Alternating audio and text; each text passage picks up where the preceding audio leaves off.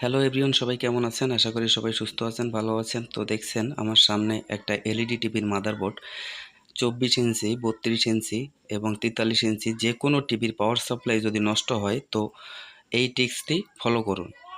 তাইলে সমস্ত power supply আপনি রিপেয়ার করতে পারবেন। তো ভিডিওটা টানবেন না, ধৈর্য সহকারে ভিডিওটা দেখুন এবং চ্যানেলটা সাবস্ক্রাইব করবেন ভাই। এখনই বলছি, আপনি চ্যানেলটা সাবস্ক্রাইব করুন। সাবস্ক্রাইব করলে আমাদের এই কষ্টের ফলটা আসলে ভালো লাগে। কষ্টের ফলটা কি, এত ভিডিও করি আপনাদের জন্য, খুবই ভালো লাগে। একটা লাইক দিবেন, ভালো একটা কমেন্ট করবেন, এটুকু আশা করি। তো দেখতে থাকুন।